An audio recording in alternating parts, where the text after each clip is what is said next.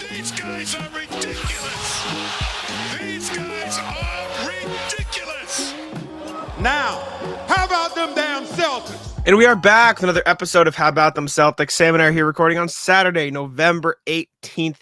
We're recording the day after the Celtics beat the Raptors, but I feel like this is the first time in a while we haven't had like a game to insert into the pod, and we're just kind of doing a podcast, which is, I mean, fine. It's different because usually I'd be ready to say, oh, we'll throw it over to the review of the game, but there's no game tonight, so we're just chilling. It is weird to actually have to do a show like all at once. Yeah, without a breakup. But as we do, first off, actually, I meant to say Good to be here. Yeah, if you are listening, I always say this at the end of the show, but I wanted to put it at the start so people know. Leave us a review on Apple Podcasts, please. I've heard that it helps get the algorithm rocking. I've heard it helps, promote the podcast a little more. So if you enjoy the show, even if you don't listen on Apple, jump on over there, leave us a review, leave us 5 stars if you enjoy the show. We'd greatly appreciate it. It would help us out a bunch. Just wanted to say that. And no one's going to promote the show if we don't promote the show. So we got to try, you know what I'm saying? But and if you do it, tweet us a screenshot and I'll pick one winner and you'll get this Irish deodorant that I bought because I thought I lost my deodorant. And it turns out I didn't lose my deodorant. So I just have this. So someone can, it's unused. Like, if you want me to use it, I'll use it. And now no one's going to comment. No one wants that. They're like, I was gonna, but no, you can still comment. But if you don't want to be entered, just don't send us a screenshot. But if you do, Twitter. Sure. Sure. Before we get into the show, though, as we do every time, let's pick our Incognito winner. Spin the wheel. Spin. We had a lot of entries for this one.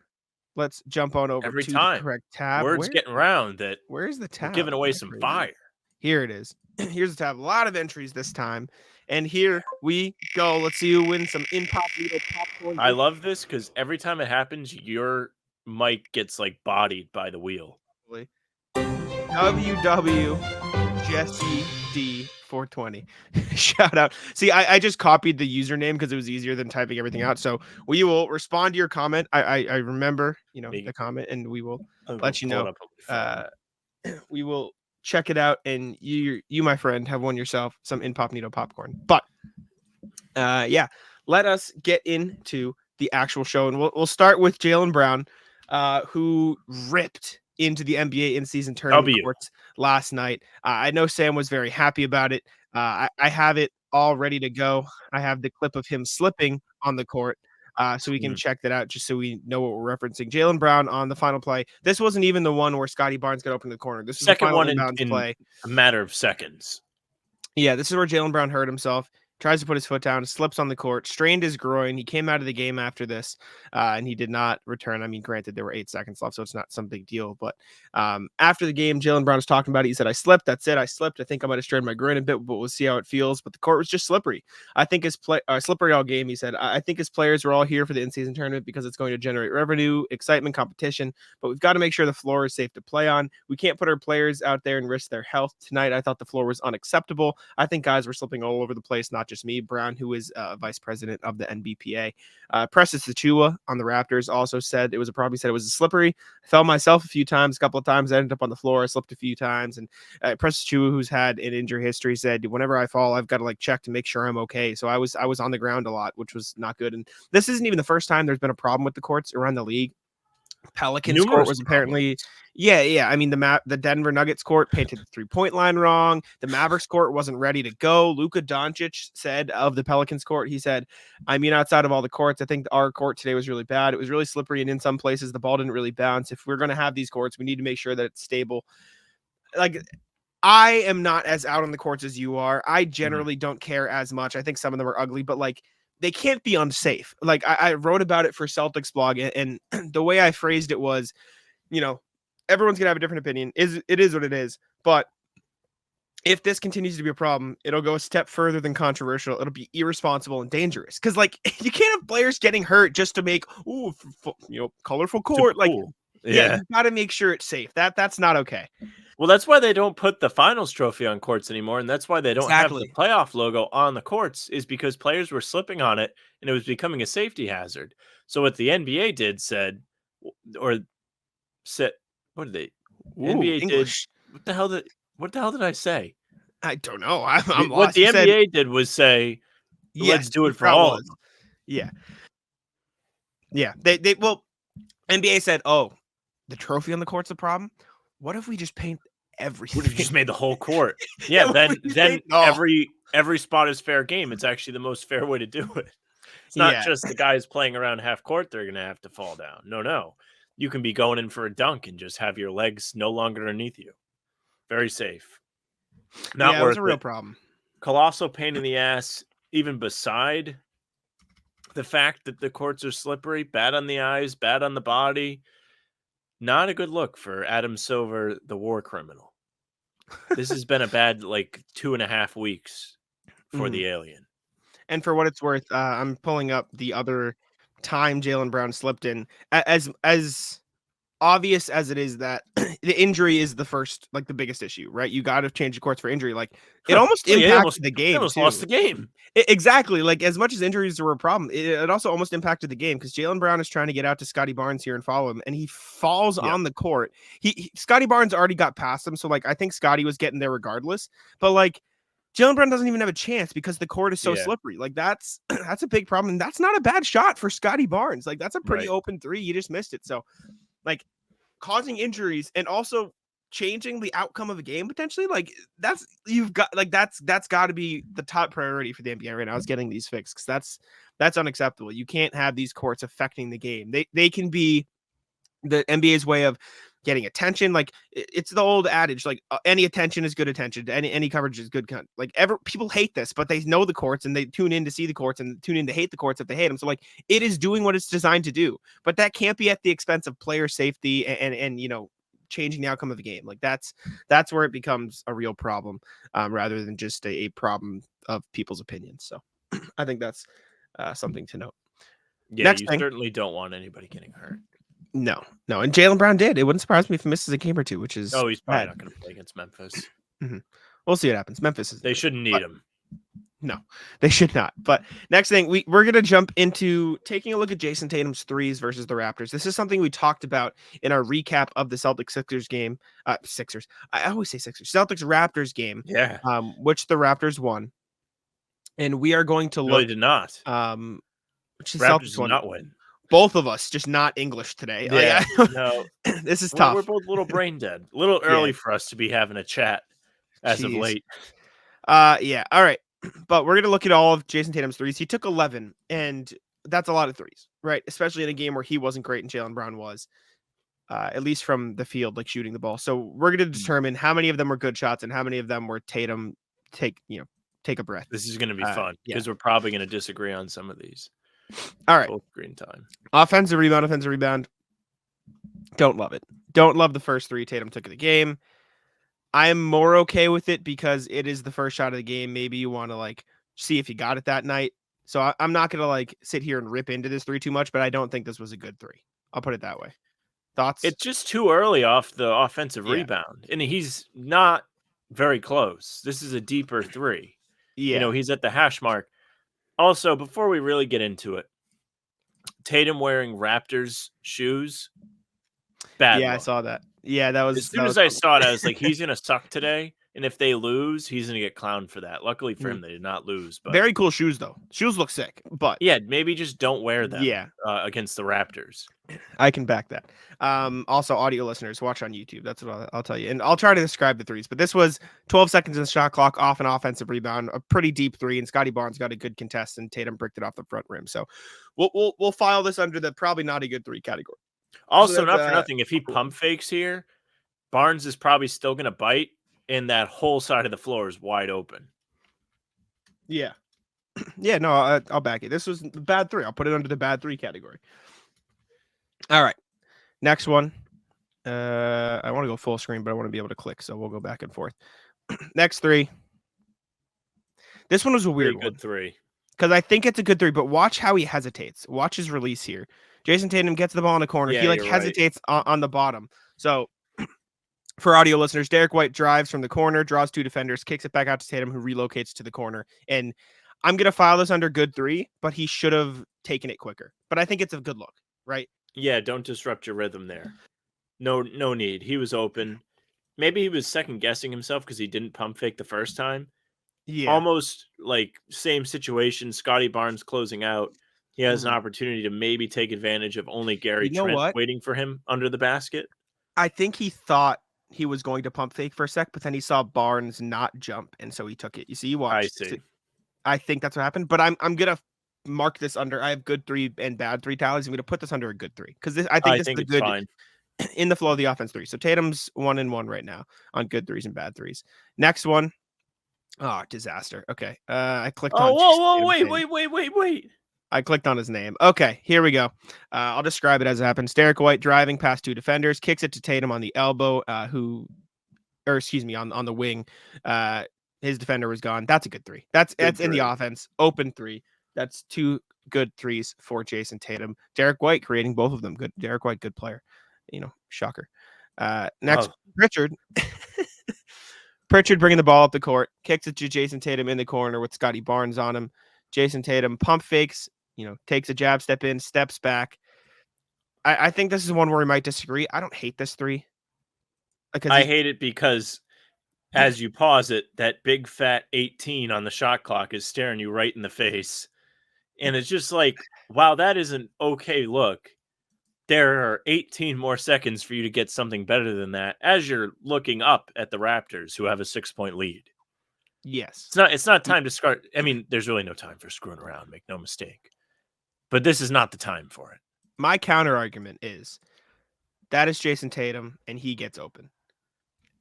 Like I think you just are okay with that look. Like Jayson Tatum is arguably a top 3-5 player in the NBA. He created that much space on a 3, and he like as much as you can argue the timing of it, like he gets open. Like this is an open 3. Scotty Barnes gets a late contest, but Tatum, like look at the space he just created on that. Like he gets a lot of space here. So I understand the timing was bad, but I don't think this is a bad shot. The reason, and another reason I don't like this is because I don't really think create a 3-point attempt should be the game plan when the guy's over this deep into the game. There's really this is like more of a heat check situation this early in the shot clock to be creating. Like you said, in a bottle, in a vacuum, right here, what's the freeze frame? Fine look. Mm-hmm. But a created Tatum 3 doesn't need to be happening with 18 seconds on the shot clock. It just doesn't. Okay, so I'll create a new category. I'll say good look, bad time, and I'll put it under that one because I think that is like an actual subset of Jayson Tatum 3s. Thoughts? I'll mark it under that because I think that's fair because it's a good shot. It's all just that's going to mean is we disagree. Sure, fine. We'll put it. I think if it's a bad time for the shot, it's not a good shot. I disagree. It's Jayson Tatum and he gets an open 3. I think that's a good shot every time. It's an 0 of 3 Jayson Tatum. It's still Jayson Tatum. I don't care. If Jayson Tatum stopped shooting when he was 0 of 3, he wouldn't be as good as he is. If they adjusted his shots, he might be. Nah. I don't think so. I'll put it under disagree. I'll create a new disagree category because there's bound to be some of those. All right, next one. Jrue Holiday bringing it up past half court. Drives, kicks it to Jayson Tatum in the corner. That's a good might shot. have been the best 3 so far. Yeah. This was a really good 3. Precious Achiuwa gets a little bit of a contest off, but Jayson Tatum was open in the corner. He just didn't get it. And shout out Payton Pritchard for coming down with the rebound. Also, is there a need? Say that again. He probably thought that one was going down. Hit the back of the rim. Those are the toughest misses. Also, just because people like when we make fun of the defenders, was there a reason for Scotty Barnes to really contest this? It feels like Boucher had him pretty okay. Like didn't really feel like there was a need. Yeah, it didn't really feel like there was a need for Scotty Barnes there. Anyways, good shot though. Can we agree? Good shot. Yeah, good shot. Okay, sick, perfect. We'll put it under that. Next one. Tatum gets the ball on Jakob Poeltl at the top of the key. Dribble, 15, 14. Hell yes. Pulls up over him. Fucking terrible. Yeah, that's not terrible shot. I'll back that. I will say 0 of 4. 3. You're gonna hate this, but I'm only bringing it up, and it is a bad shot. I'm gonna mark it under bad shot. This isn't an excuse, but I'm gonna tell you why he shot it. This is a 3 for 2. Yeah, fake basketball numbers to allow bad shots. That's fake. There's 59 seconds left on the shot clock. I remember him talking about Chris Paul teaching him about 3 for 2s. How many rings Chris Paul got 2 years ago? So this is Tatum trying to optimize the late quarter offense, and he misses. It almost went in. NBA teams need to delete that. It's fake. Get ready for the NFL season with incredible offers from FanDuel, America's #1 sportsbook. Right now, new customers can bet $5 and get $200 in bonus bets. Guaranteed. That's guaranteed. Plus, all customers who bet $5 will get $100 off NFL Sunday Ticket from YouTube and YouTube TV. Now is the best time to join FanDuel. It absolutely is. The app is easy to use, and you can be on everything from spreads to player props and more. So visit FanDuel.com/Boston. Kick off the NFL season with an offer you won't want to miss. FanDuel, official partner of the NFL. Bad shot. I'll agree. Okay. Next one. Only make of the night. Next Drew one, Holiday. best play of the season, maybe. Drew Holiday dribbling against Malachi Flynn. 6 seconds left in the second half. Dumps it off to Derek White. Two defenders jump. Of all time. Kicks it out to Tatum on the wing, who finally makes a three and is very happy about it.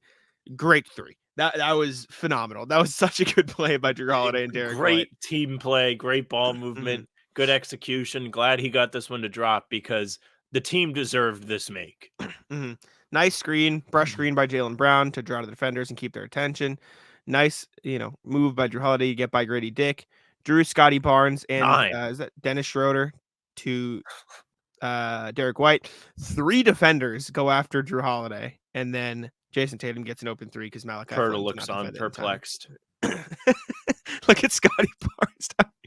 He's so mad. He's like, oh man, he looks like a Napoleon Dynamite in that screenshot. Like, oh, yeah, he kind of does. I see it. But good Pritchard. Good three for Jayson Tatum. Yeah, Pritchard's hyped. All right, next shot. Jayson Tatum gets the ball on the wing with Chris Boucher on him. Dribble, top of the key, kick it to Pritchard. Pritchard drives, draws 2 defenders. Tatum gets a pretty open 3. I think Fine that's a shot. good 3. Yeah. I think that's a good 3. Gets it open. It good was amount of time left for that look. Fine with it. 7 seconds. I thought he was going to pull this. I didn't remember the shot, but he kicked it. Yeah, Pritchard I did drew too. 2. I was like, oh yeah, yeah. I get to make fun of him. Good shot. Good shot for Tatum. Okay. Another good one. Good 2-man game with Pritchard. Tatum has Grady Dick on him at the top of the key. Dribbles. Best shot of the game. Bad 3. Objectively, just Heat not check great. when you're 1 of 7. Just rules. Yeah. Not with a good Grady 3. Dick, who, by the way, looks like he has no ability to stay with him. Look at his left foot. He's on his heel. Yeah, this should have been a drive. This should have been a drive right. Get off me, you infant child looking rookie, and I'm going to dunk this. Yeah, that was bad shot. Tatum should have drove by Grady Dick there. Bad shot. Agree. Okay, next one. Let me start this over so I see what's happening. Derek White drives by Jakob Poeltl by the corner, kicks it back out to Jayson Tatum, top of the key.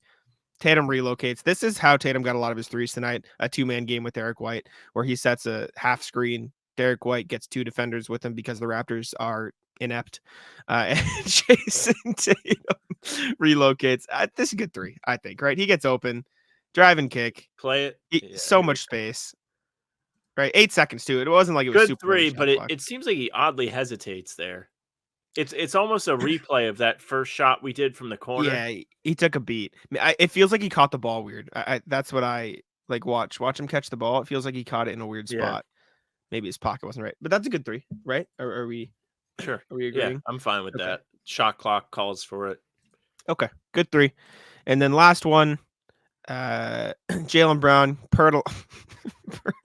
This fucking guy, Jakob Poeltl, can't defend shit. Can't stay out of trouble, dude. Yeah, this is a big moment in the game too. Jaylen Brown gets Poeltl on him at the top of the key, drives past him, draws 2 defenders. This was, a wide open 3 because Jaylen Brown draws 2. Just didn't fall. Oh brother, this guy stinks. Yeah. So final tally: 7 good 3s for Tatum, 3 bad 3s, and 1 where Sam and I disagree. So even if you put that in the bad 3s, like that's a good ratio. 7 threes would have been way better. The shots just weren't falling for him in that night. So I was relatively okay with Tatum's shot profile from deep in the Raptors. Again, you could maybe cut out the bad ones, but he's Jayson Tatum. Those 4 shots are a big difference when you're off like that. Yes, but my theory is, and I'm going to refer to it as 3 shots because we disagreed. Those 3 shots are he's Jayson Tatum. You give him 3 shots, like in my opinion, like as much as they're bad shots because those I think it's a 50-50 on if those shots fall night to night.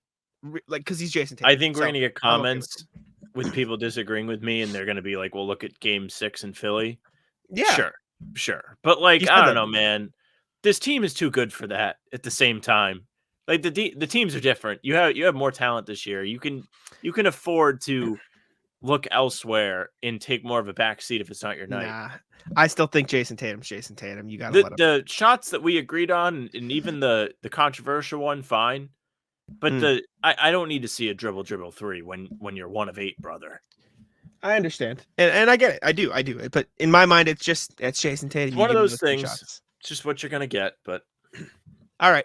Next thing we have is, it's a bit early to talk about it, but Brian Robb of Mass Live put out an article where it was a mailbag, and he was asked about potential Celtics buyout guys. And I just figured we could go over them, see if any of these pique the interest, and because I think the buyout market could be a real, not necessarily important thing, but it's an intriguing thing for the Celtics. Before we start, are there any new rules with this that are active this year? So I don't know if it's active this year, but I think it is. I think the Celtics can't sign anybody who is bought out. That is, and I could be very wrong. I'm going to have to double check, but I'm pretty sure I listened to Keith Smith, Trevor Lane, NBA Front Office pod. I'm always going to shout it out because it's one of my favorite podcasts. I think it is teams over one of the aprons can't sign buyout guys who are bought out. That's over the MLE. So I think that's right. Something mil. 12 When point we something did the mil. Theis video, that was one of the things that we discussed. Yes. And I think all of these guys fall under that number rule. I'm going to double check Joe Harris because that's the only one that's iffy. Yeah, he makes 19.9. So maybe Joe Harris is you can't get him guy. But I also don't know if that rule is this year or next year. So Joe Harris, who he play for? You tell me. Pistons. He does. My yeah. Pistons. I wouldn't claim them. But Brian Robb mentions these guys as Nothing potential if not buyout things. loyal. Says guys like Joe Harris, Monte Morris, Alec Burks, Danilo Gallinari, and Mike Muscala are all on expiring Monte deals. Morris, who he played for. The Pistons.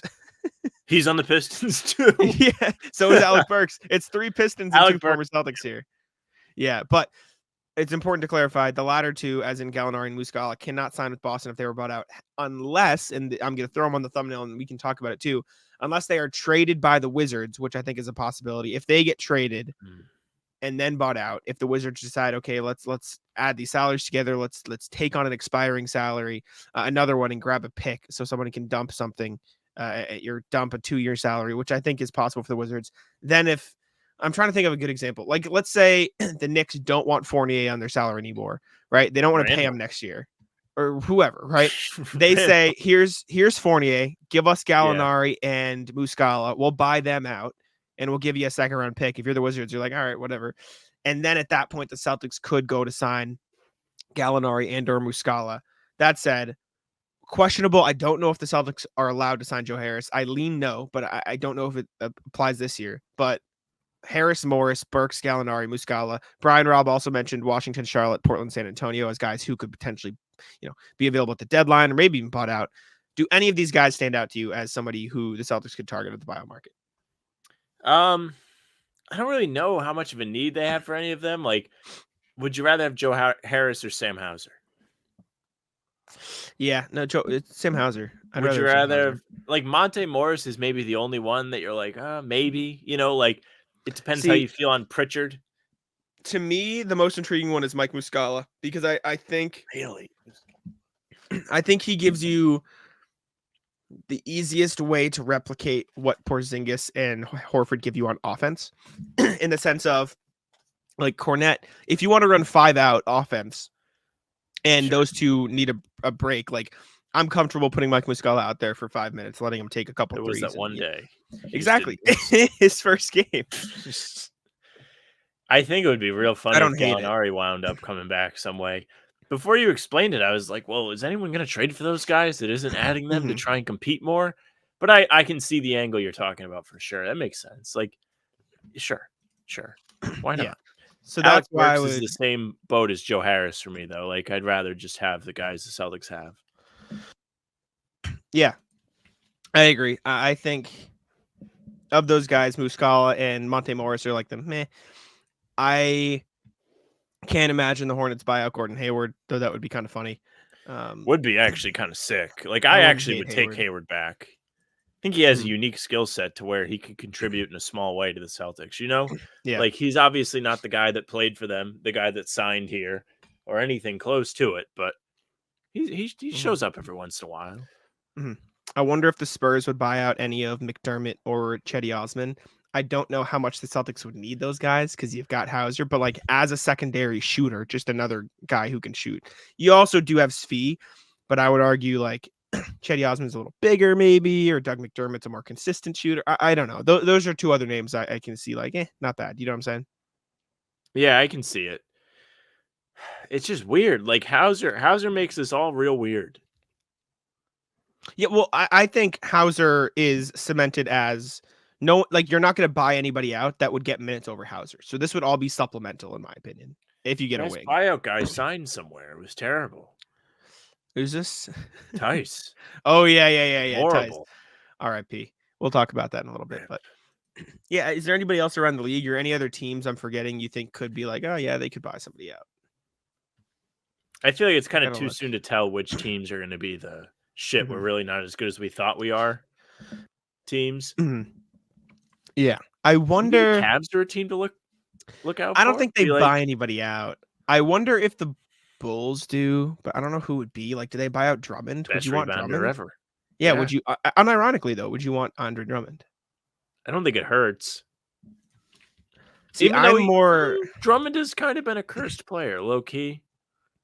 Did the Well, peace sign when he was with the yeah, Nets? Joined the Lakers. Like, maybe you don't want Drummond. Maybe he played for the Pistons all those years. They were bad. I wouldn't hate Andre Drummond. I don't think you necessarily need Andre Drummond. I think Cornette is fine, but I don't hate the idea because it gives you an extra rebounder, and the Celtics have been actually a pretty good or a pretty focused offensive rebounding team this year, which Drummond could obviously help with. Greatest rebounder ever, though. As much as that's like a meme, like he is genuinely like one of the greatest rebounders ever. Like We as much watched the as you game can, yesterday, and he had a mess up, which is one. he play did, out of he a did, zillion, but he is. Yeah, he is genuinely a really good rebounder. Like I don't think my it's completely favorite Drummond fair thing of all time is just him doing the peace sign. That's undefeated. I mean, who did he do it on? Do you remember? In Miami. Yeah, you've got to retire, right? Like you've got to disband the franchise. I think that's a. I think they were down like 20 points or some shit. I think that's why it took off. But imagine putting the nastiest team in the NBA on your court, and you got fucking peace signed by Andre Drummond. That's next level bad, man. What else? There was another guy I had on my radar that I thought would be somewhat intriguing. I'm just editing something quick. It's hard because I can't really like. Oh, I can't envision a lot of guys. What I was gonna say. I know it doesn't make sense from a traditional sense, but if something shakes loose and the Suns are interested in signing somebody, and one of those guys at the end of their bench gets cut off, I think some of those players are like, okay. Like I don't hate a, like a Keita Bates Diop or a Yuta Watanabe. You know what I'm saying? Like another guy like for the Suns every now. Yeah, he's good. I don't think he'd be the one. I think Chimezie Metu, though, I don't hate him as another developmental guy on the end of the bench. I think Yuta Watanabe is a good player as well. So Bol, bring him back to Boston. They should just bring back Scal, so I don't have to listen to him anymore. I think some of those guys could be interesting, but there are some buyout options. Let us know if you guys think anybody would be a good fit. Next thing, Drake mocked Payton Pritchard. Did you see this? I assume you saw this. I did see this, and then you got mocked. I know. We'll go over both of them. I loved the way that you were mocked, though. It was funny. I'll give him credit. It was the best. Play the clip.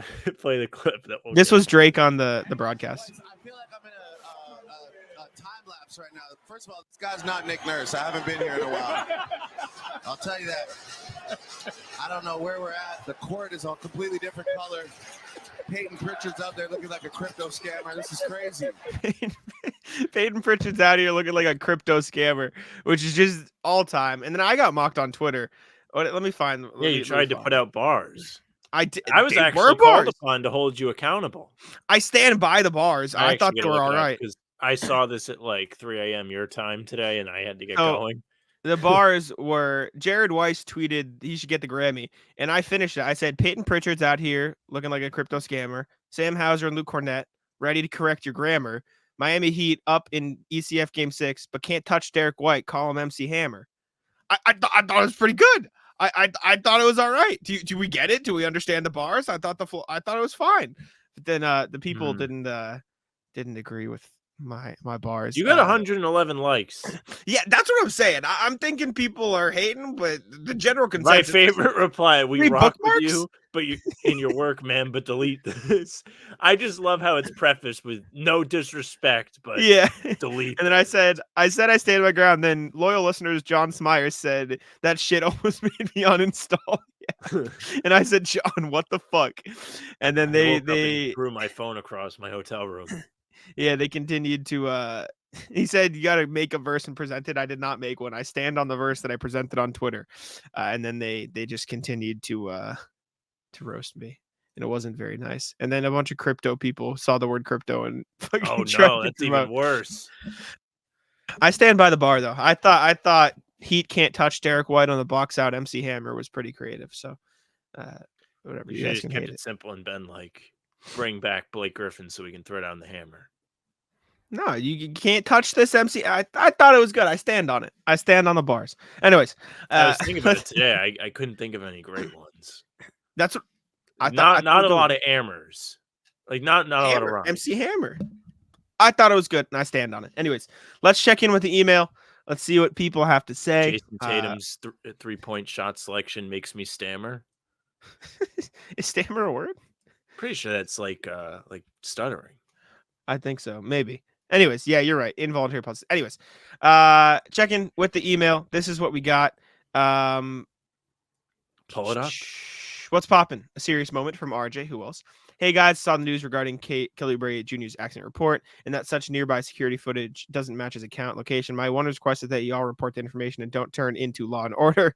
Memory is crappy in the best of times. Let alone in a trauma situation. Leave the rampant speculation to good conspiracy views and patent. Yeah, I saw this. I don't think we talked about it, dude. What I saw was one. He was just hit by a. So there was a report from police that. Did we say something disrespectful? No. I think he's just talking about this. Did you see this report about Kelly Oubre? No. So apparently police revealed that security footage didn't show an accident where Kelly Oubre said it happened. Right. And so there's this whole like thing, what's happening. My thing is, one, dude was just hit by a fucking car. And two, he's been living in he's been living in the city for what, 4 months? Like he doesn't know the city yet. And so like he could have just gotten the street wrong because he was hit by a car and confused. So like everyone's like, oh, is he lying? You know, was he doing something he wasn't supposed to in his contract? And so he shut the fuck up. Like Nick Nurse was pressed about it before the Celtics game. I think that's lame as hell. With his mouth agape. I think that's lame as hell. Let him live. He's went through a traumatic experience. The Kelly Oubre thing is not something I'm digging deep on. I'm like, oh, he got hit by a car. Sounds good. Like, who am I to be like, well, I don't know. Like I joked, I'm like, how do you hit a 6'9" guy with the car and not notice him? But like, I don't know. No. What do I know? Who am I to say if he got hit by a car? Let Oubre be fine. I believe him at his word, and I'll say that. RJ says, what's poppin'? Uniform numbers. Hey, guys, quick email in the wake of the Celtics, quote, signature win. 2 guys need to change their numbers. Derek White, 9 to 101. Respect. This was after the Philly game. And Joel Embiid from 21 to minus 25. That he just throws out of Simmons. Ben Simmons, by the way, who they still sell jerseys of here in Ireland. Yeah, it's fucked up. They have Ben Simmons Sixers jerseys you can get in the store. Ireland's it's behind. Him, DeMar DeRozan, and Zach LaVine. No wonder this country doesn't have any basketball like success stories. They're setting their kids up for failure selling these uniforms in stores. Tough for Ireland. RJ said no one had the Celtics winning this game without KP or Brown. No one had anybody with the Celtics winning by 10 points. 21 points from the bench on the road. Big props to Luke Speed, Delano, and Payton. And Al just loves giving not just the finger, but 3 fingers to Philly. I didn't even mind Grandy on the call. That's how good this game was. Be well, RJ. Yeah, good game. I mean, we covered the Philly game. It was a great win. White. Shout out, Derek. Back-to-back solid wins in their own way. Yes, sir. What's poppin'? The center of attention. I like the what's poppin' now. You're always in. Morning, guys. Let's shine. This was 2 days ago on Thursday. Morning, guys. Let's shine some light on an arena that everyone was freaking out about coming into the season.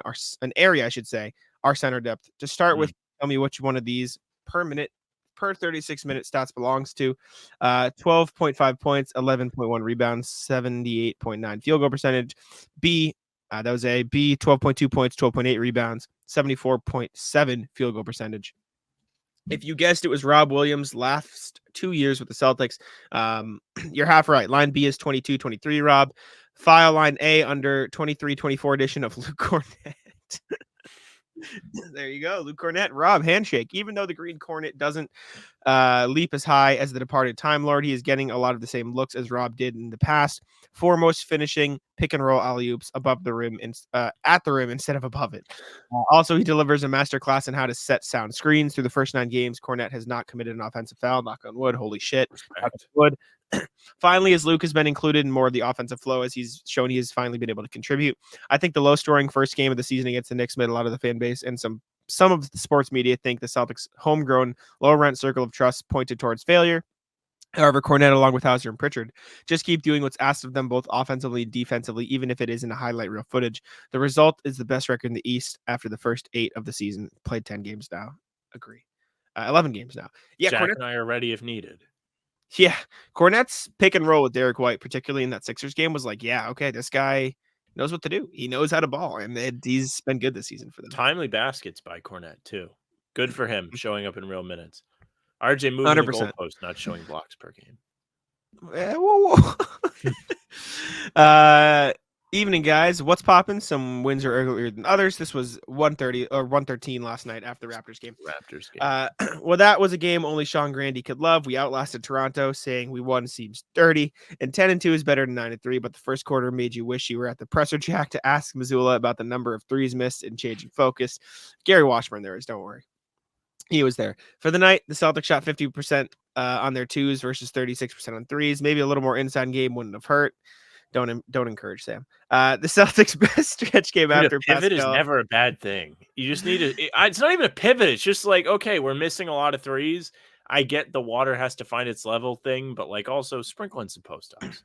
That's what they did at the end of the game, and it worked. Yeah, sure. And then they won on a 3 because they were worried about them going to the basket. Celtics' best stretch came after Pascal sat with 3:54 left in the first quarter, and they went on a 47-25 tear to the half. Also noted in the comments last night, I said Pascal didn't play a lot. He did get in foul trouble. Idiot.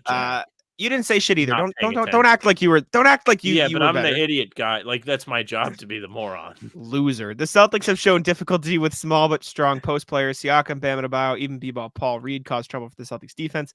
Maybe these are the sort of guys, I should say. Lamar Stevens might have some success slowing down. I agree. Probably the biggest individual question mark was Jayson Tatum. Apart from the last 2 minutes of the second quarter, JT was 0-9 from deep and 5-17 overall. Even when he was going inside to post up, he was taking fadeaways rather than attacking the rim, resulting in 0 free throws. It felt like we were seeing Tatum from earlier in his career when he shied away from contact. I hope this game is a one-game aberration. Excuse me, I have the hiccups. Finally, I can cope with the tourney's courts being ugly but unsafe is, well, I'll quote Jaylen Brown. We talked about this. Looked like he strained his groin. Hope he's okay. Here's the updated standings, etc. We're going to look at this later in the show, but yeah, okay. I can agree with most of the points made. Yeah. Whew, had to breathe. Tatum had to cough the whole time. Last email from Philip. Bench reps.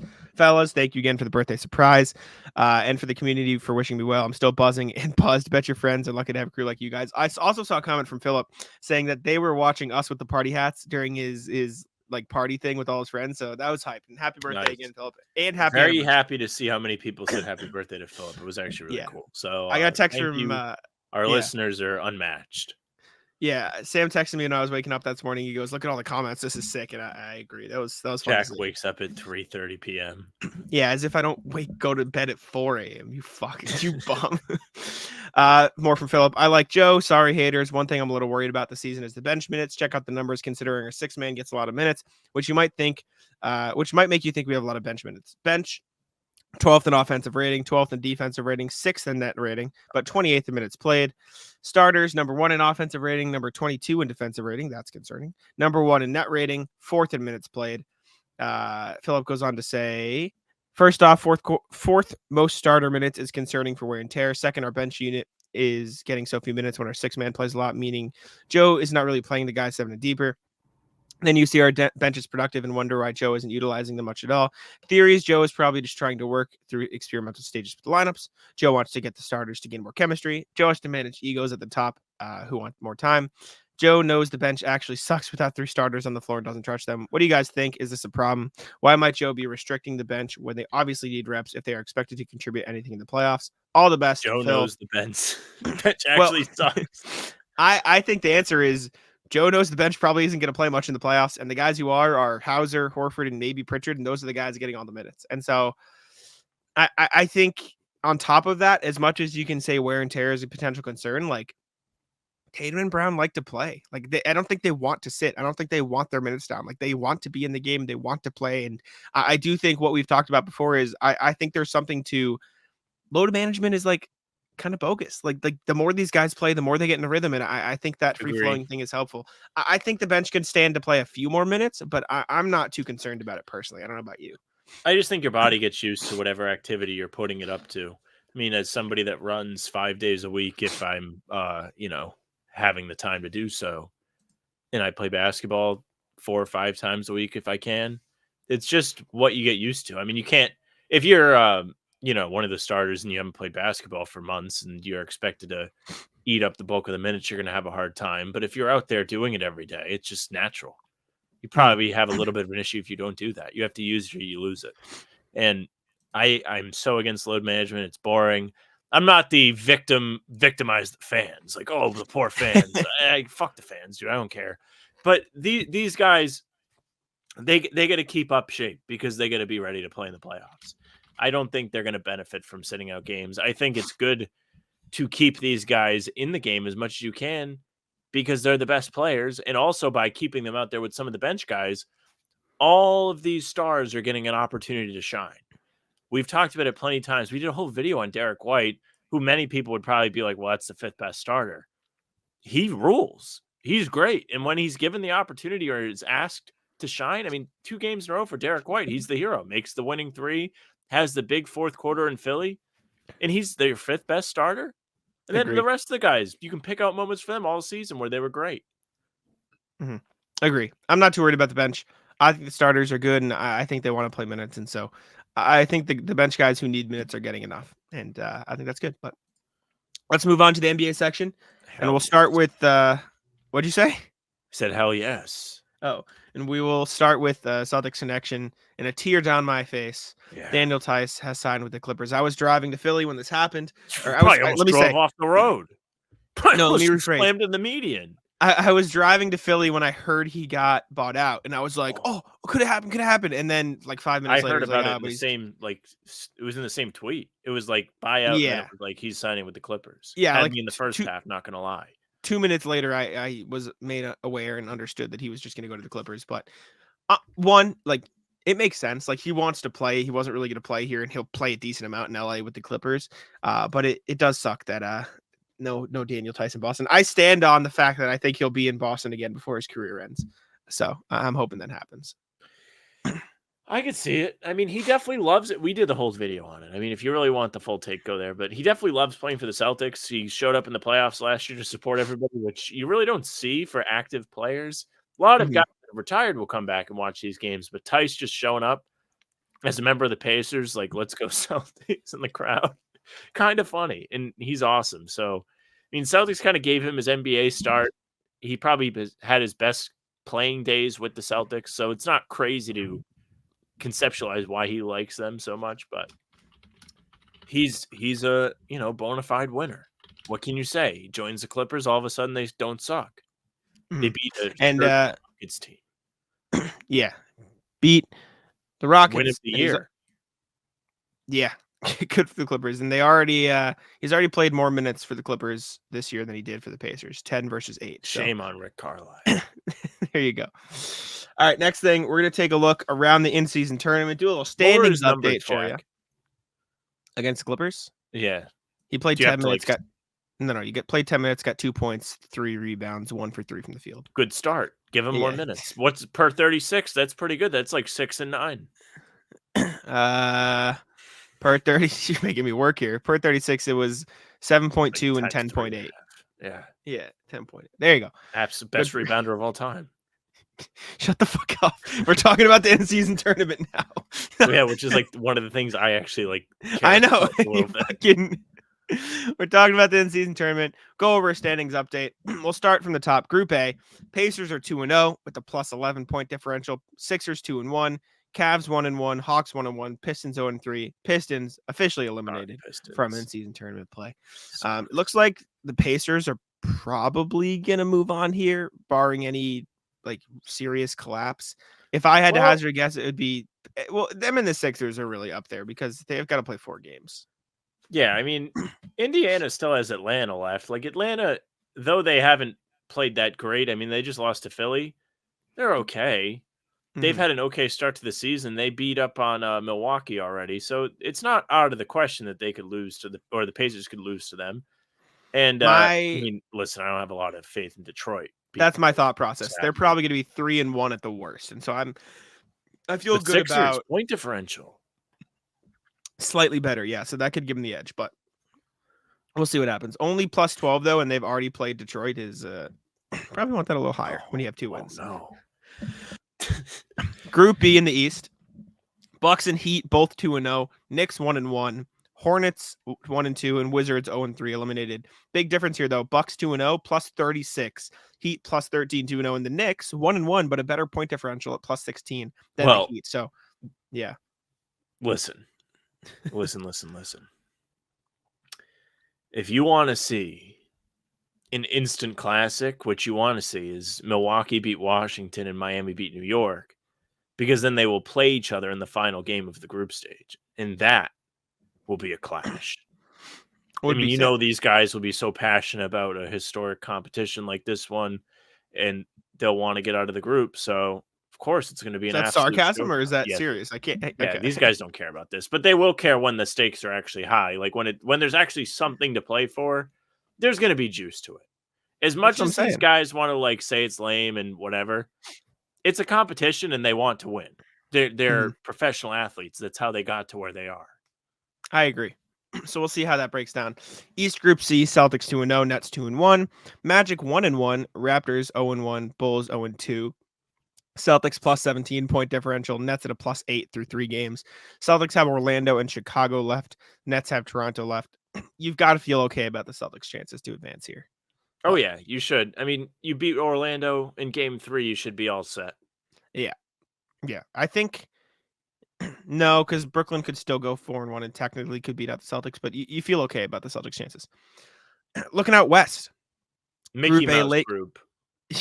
Lakers 3-0, Jazz 2-1, Phoenix Suns 1-1, Blazers 1-2, Grizzlies eliminated at 0-3, but the Lakers have a pretty hefty head start at plus 42 at 3-0. They would have to get blown out, and the Jazz would have to, win by a decent amount to get overtaken by Utah here. And they're playing Utah, so they actually do have a chance to beat them by 23 points. Yeah. So wait a minute. That might not be the case. Why? They may only have to beat them by like 13 because the Lakers would lose or 13 half off. Yes. Yeah, they would. They'd have to beat them. Their differential. They'd have to beat the Lakers handedly to advance, and so that'll be actually. I mean, Lakers, Mickey Mouse so far. Phoenix with just Durant, Memphis injury riddled team, poor Memphis. In Portland, who Brogdon was on the bench with street clothes on yesterday. Mickey Mouse, Rob injured. Phoenix could still technically win if they win their last 2 games by a hefty amount, and these two have like if Utah blows out the Lakers, they draw. Yeah, we'll see. Well, no. If Utah blows them out, then their point differentials will go down, and the Phoenix Suns could go up. Or I guess there's I don't know. Portland could still win too because they don't have the O next to them. No, they couldn't win, but they could advance because of the 2 wild cards or one wild card or whatever. West Group B. Pelicans 2-1, Nuggets 2-1, Rockets 1-1, Mavericks 1-2, Clippers 1-2. This is the closest group. Pelicans, however, beating the Nuggets last night and are plus 23, so that's an advantage for them. So this is going to come down to the wire a little bit here. We'll have to Jokic, see what happens. Who should be embarrassed as Denver lost to the Pelicans on essentially the NBA's version of a Joker court. It looks like a legitimate. If you made a court for the Batman's Joker. That's what it would look like. So essentially, he lost a home field advantage or home court advantage game as they wore their whites on the road, which is always a terrible look. Tough for Jokic. Just don't say White is bad on the road, because then Mr. Derek White's dad will say, I'll get mad at you. I thought you were making fun of my son. And I was like, actually, no, we did a whole video saying how great he is today. West Group C. This is one of the weirdest groups. Kings are 2-0, Timberwolves 2-0, Warriors 1-1, Thunder 1-2, Spurs eliminated 0-3. Kings and Timberwolves are set up nicely, +16, +10 respectively. Warriors -1 at 1-1. The Thunder are 1-2, but a +27 point differential, which is like, wow. These last two teams, the Kings and the Timberwolves, would have to lose their 2 games, which they can't do because they're playing each other. So the Thunder are going to have to get in via that. They'd have to be 2-2 and then get in through the wild card, which is still unlikely, but their point differential is still really good. So I thought this was weird. But yeah, there's your in-season tournament beating update. up on the Spurs yesterday. Actually, kind of a close game. 9 points, yeah. But Spurs are I'm excited for this. And you can have the wild card standings if you want to take a look. So shit. I didn't know I could do that. If it ended today, Miami would get the wild card slot, Philly right behind them, and then Brooklyn behind them. In the West, Minnesota, Utah, and Denver are the 3 teams battling it out at the moment. Yeah. Subject to change, more games to play. I like this. I actually wish that these tournament games, and they can't do this because of football, we're on like a day slate, like on Saturday, and they just had games all day. Yeah, and it would be fire. You could quad box it on NBA League Pass, but you got college football. College football is fire. And then people love the NFL so much, they can't do it on Sunday either. So they definitely have like the best layout they could possibly have at this time of year. But it was a lot of fun yesterday having the quad box on the TV, watching the games. It was electric. Yeah. Good game. Good time. I was gonna say they could do it on a one of these President's Day or something day or whatever it is. I don't know when those days are because I'm bad at like remembering that shit. But if they found an off day, that would work. But I don't know. Thanksgiving. Yeah. Sure. Put them. Well, you can't. NFL it claps them. All right. Next thing, let's check around the NBA. We just did a big check around with that, so we don't have to go too in deep. Any NBA games that have caught your eye lately? I know you've discovered League Pass lately, so you are. I have discovered League Pass. Chicago fumbling 2 games to Orlando in the same week, kind of tough. Chicago stinks. Yes. Milwaukee's back. They just beat the piss out of, Charlotte yesterday. It is Charlotte, but they beat them pretty good. Miami also back up to 8-4 on the season, won 7 straight. So that's something to keep your eyes on. Looks like they're not dead yet. Phoenix, unfortunately, Pistons squeaking out a win. Lost 10 in a row. Tough. That's so bad. 10 in a row this early in the season is bad. I was so excited, man. They're just bad, man. The Suns squeaked out a win over the Jazz, 131-128. Almost blew it. Booker had 24 and 15 assists. KD had 38, 9 and 9, and that's what it took for them to get the win against a 37-point performance from Jordan Clarkson. Utah is just going to be a team, I think. Like, I think they don't get their draft pick. What is it? They don't have their first round pick unless it's out of the lottery. Is it something like that, or do they only have it if it's in the lottery? There's some stipulation on their draft pick that has me thinking they should really go all in or tank all in, and I don't remember which one it is. Protected top 10. Top 10 protected. Protected top 10, so they should literally tank. They should not compete. Yeah. Yeah, but they have talent, so it's weird. I don't think there's any other lost games. 5 in a row. Yeah, Warriors struggling bad. And Draymond, which we didn't even put on the sheet, Draymond suspended 5 games for choking out Rudy Gobert. Also something you didn't... Not his best work. Not his best work. The stomp was better. Yeah. Also, something we didn't talk about for the Celtics, just quickly. TD Garden ranked best stadium. W. It's just a statement. Hoss of a stadium. Big time. Big arena. All right. Next thing. Zach LaVine, evidently, per friend of the podcast, Jake Fisher of Yahoo Sports, wants to go to the Lakers, Heat, or Sixers. Preferred destinations. Also said This is from Fisher. LaVine, league sources told Yahoo Sports, is also ready to play under a different head coach than Billy Donovan, who signed an extension with the club. LaVine saying something along the lines of, just the Bulls aren't competitive enough, to which I say, Spider-Man meme. Yeah, I at each wonder other. if you asked Billy Donovan if he would like to coach a different star than Zach LaVine, who also signed an extension. I've heard that. Remember that play a couple years ago against whatever team where Billy Donovan pulled LaVine in the fourth quarter with like 40 points? He was on a heater and Billy Donovan No, pulled I think him that out was like Jim 2 years ago. Boylan. No, I think there was they all hated that dude, Jim Boylan. Well, no, what I saw was Billy Donovan did something like that, and LaVine is like still not over it to this day. It's like something I saw from like win 2 a years playoff ago. game. They did. They have. I think he was out. I think he was injured. Oh no. Oh no. I'll fact check. That would be. I'm pretty sure that's true. Oh no. Pathetic. Also, while I'm looking this up, tough look for Sam because Daniel Theis is wearing number 10 in on the Clippers. It hurts, dude. Zach Bad. LaVine in the playoffs he played in the win. He played in the win. He did play in the win. He did. He was actually okay. He's 20 points, 8, 7 or 13, 1 and 9. 4. I don't know what he is in the playoffs. No, he's only made the playoffs once. That was his only playoff appearance. He's so 1 and 4. 1 and 3. Or One of. He's won one of. You're right. No, you're right. 1 of 4. Anyways, Zach LaVine wants to go to the Sixers, Lakers, or Heat. Do you like any of those from purely basketball? Not don't want him go here. Like purely, where do you think is the best fit? If I'm Philly at this point, no. Yeah, Philly's I agree. playing too good to like bring in this guy who is a loser. And I mean that from a basketball standpoint. Like Philly's playing good enough. They don't need that. I agree. The Lakers are a team that could use a little bit of a I think parachute. that's the best one. They're kind of free falling a little bit. What are they? 6-6, as I say, free falling. 7-6. So, yeah. But like, I don't know. I personally am not taking the Lakers serious. No. Who was the last team? Heat. I don't know if the Heat have the stuff to go get him. Well, you give him a pick. Is he that much better than Tyler Hero? Lowry. That's what I was gonna say. I think you just stick with Tyler Hero at this point. So, I like the Lakers the best, but we'll see what happens with the lead. Last thing, you should be able to trade with overseas teams.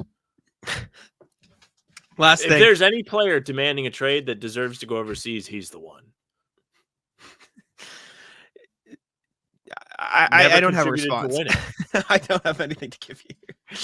Last thing, Russell Westbrook offered or said, I'm coming off the bench. Basically, this is from Chris Haynes. Said the LA Clippers will bring Westbrook off the bench against the Rockets. And basically, the report is like Russell Westbrook asked to come off the bench. To what I said, 1, if this is true, respect, know what's best for the team. And 2, is that really how it happened, brother? Like, is that is that really how it happened? I don't doubt that this is true. I just think the way that Chris Haynes reported it is hilarious. How so? Because this is clearly Chris Haynes was told exactly what to say to get this story first. Yes. Because he put it, he was like Westbrook, the team's vocal leader or whatever, which he very well might be. Like Kawhi doesn't speak. Yeah. Harden doesn't really say a whole lot except that he wants to see the strippers. And Paul George, what did Paul George say that was ridiculous lately? I don't remember what it was off the top of my head. He said some stupid shit over the summer. But I mean, that's not the craziest thing.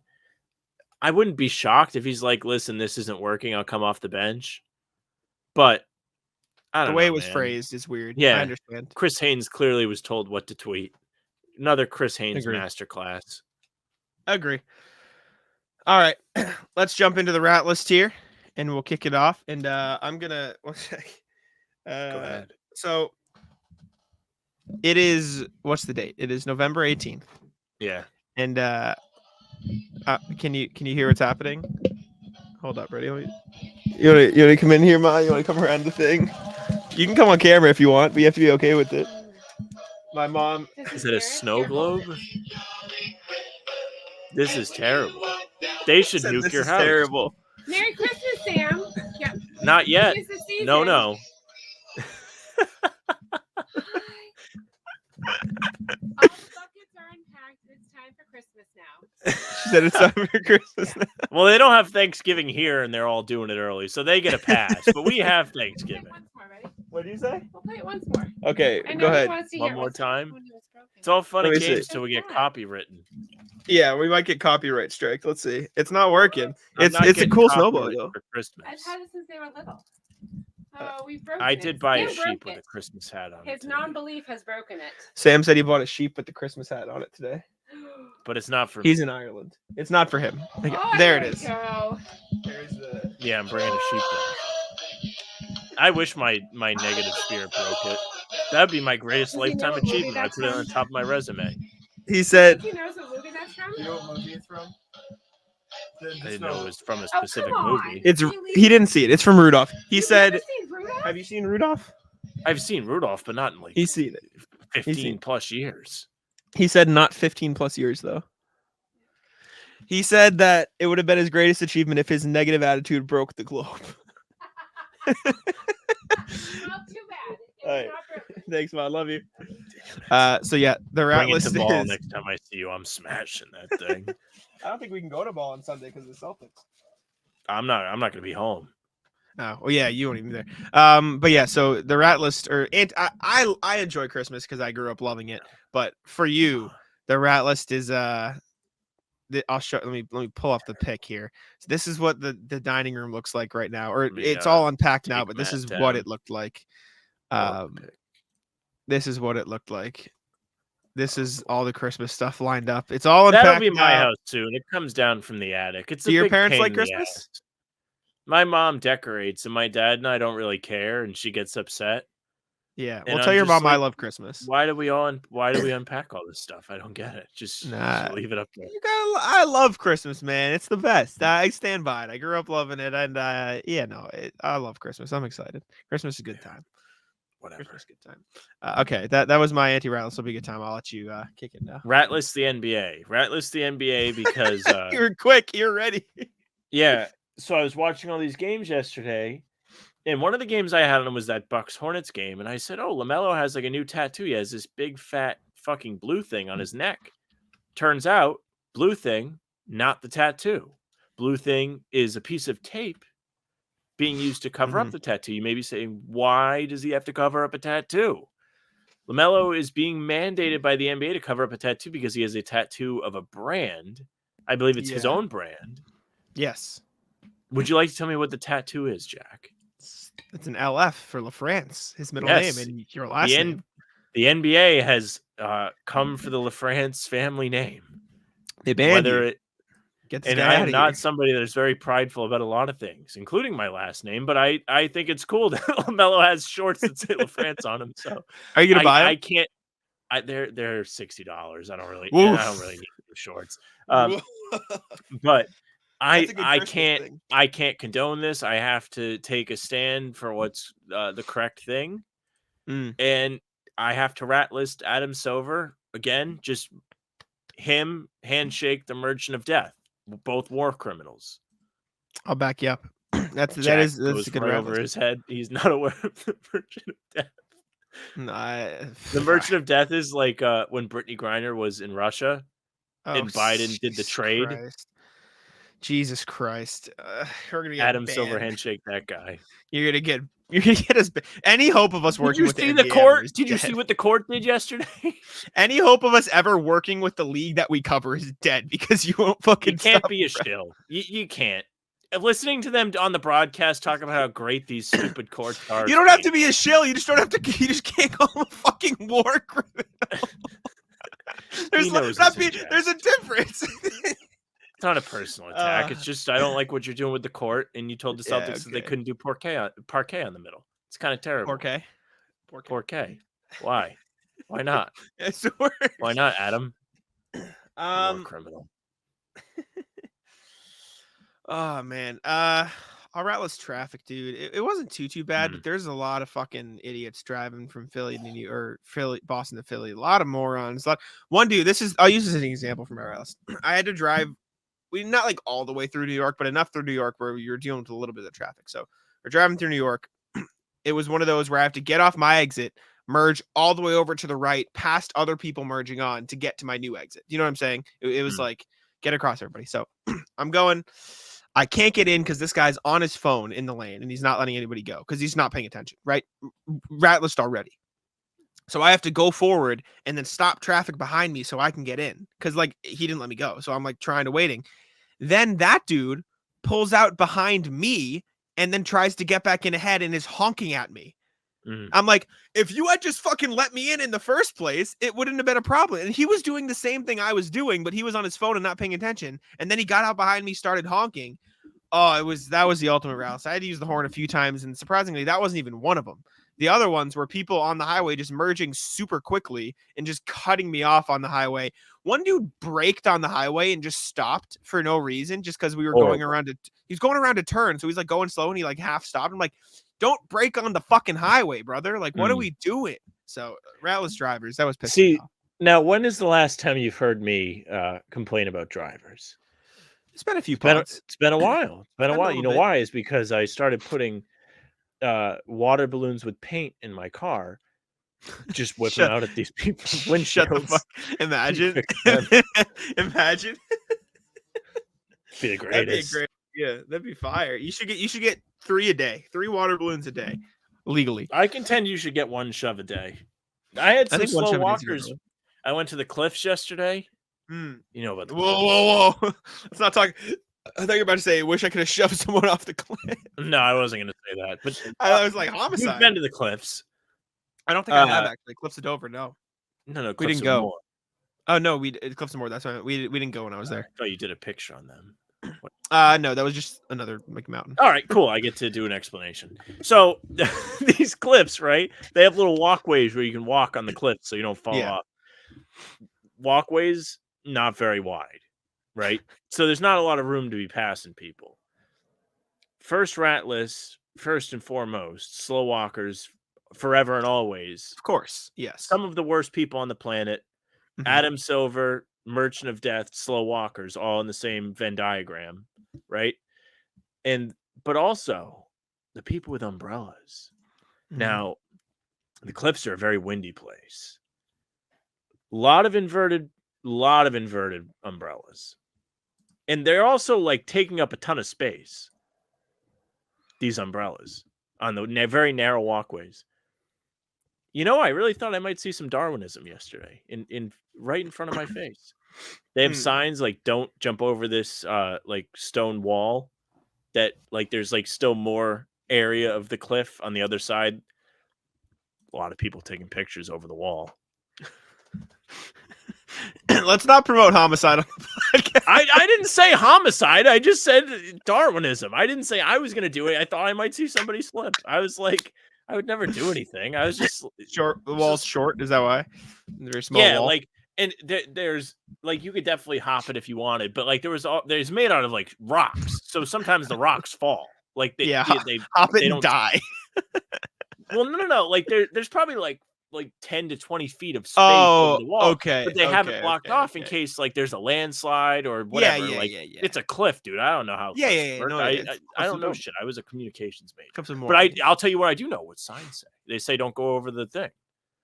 I'm watching these people take pictures. I was like,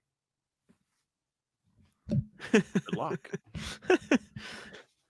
I think that's all I had for the rattles today. I don't know if you have more. Maybe you can carry me here, but I only had a couple things. So it was kind of okay today. I'm trying to think. I definitely have more. We haven't done a rat list since Tuesday. I didn't write them down this week. Shame on me. I'll tell you what. Be strapped for Tuesday's pod. But... Anti-rat list. Greatest cheeseburger of my life. I know I did on the pregame. Yeah, good. I had the greatest cheeseburger of my life yesterday. Kind of fire. Yeah. Not eating a lot of cheeseburgers. Saw a mac and cheeseburger on the menu. Mac and cheeseburger is a personal favorite. Ratless Darugas, they took it off the menu years and years ago. Really can't get them regularly since. They have one in this pub. 2 diesel patties, mac and cheese, and it all stays together. It doesn't fall all over the place. They told the chef that I told them it was the greatest cheeseburger I ever had. And I'd imagine, coming from an American guy, a lot of respect coming his way. Right? He probably had his day made. He was like, damn. It's kind of sick. Kind of fire. I don't know. If you give me a minute and edit it out, I can give you more. I don't want to keep save it here. We can just save it for the next pod. Ratless packing, unpacking, dude. I got to pack after this. Doing it so much in 1 week has got to be annoying. Yeah. I mean, why don't you just leave it in the suitcase? Like, why do you unpack? Why do you bother? Just fucking. I don't, but I like running stuff. I got like dirty clothes. I got. Yeah. Okay. I know. I understand. That's true. I think that's all I Bradley's got, though. napping on the bus, dude. I drooled on myself today. It was brutal. Oh no, that's Woke up like right here was all. that's a tough. That's tough to wake up. That's tough to get back. I was from, in yeah. black, so it didn't matter. But I was like, damn, like I really just. I tell you what, I'm getting good at sleeping on a bus. Couldn't sleep on I the guess plane that's on the way good. here because I wasn't in. I'm used to being up front. I'm so spoiled because my mom's the flight attendant. Probably be up front on the way back. Don't worry about it. Just to be on the flight. But yeah, I had to sit upright. I couldn't sleep. Came here. I was fucked. Sleeping on the coach was fine. Just every morning, waking up like 10 minutes before I'm supposed to be downstairs skipping breakfast and just falling right asleep on the coach. What a disaster. All right. What a mess. I don't have anything of value. We can wrap. Something I forgot to put in the NBA section, just briefly. We don't have to discuss it too much, but I did want to talk about it, and I forgot. I forgot that like Miles Bridges came back, and his Miles response, Bridges back, dude. It's no. Like, on a serious note, his response to "I hope people can warm up as I win more games," like that's just disgusting. Like that's just kind of really a bold gross. statement on That's multiple levels. awful. Like that's such an like genuinely like without joking, without all this like, brother, your way to atone for you beating your wife or girlfriend or the mother of your children is I'm gonna go win basketball games. What like also NBA, like shame on you. Like Steve Clifford goes, Adam Silver. 100% shame on Adam Silver. Like not even like me. Like what the fuck is wrong with you, dude? Like what are we doing? How Adam is this Silver allowed? accusations piling up, dude. Dude, how is this allowed? And also Steve Clifford's response to, what do you make of Miles Bridges rejoining the lineup? He said, he was our leading scorer, a couple years ago. And I'm like, that's not the fucking point, brother. Like, what are we doing?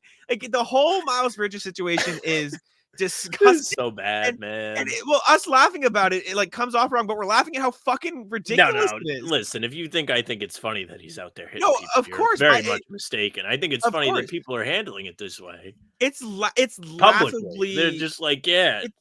It's laughably grotesque. Baskets. It's laughably grotesque how the NBA is also kind of this. funny that he thinks the Hornets are going to be winning games enough for people to like even think that way. Yeah, unbelievable. Miles Bridges shouldn't be allowed within 10 feet of another human, let alone. And I don't even think this is like a everybody deserves a second chance angle from them because he already like did get a second chance and he went right back. Literally.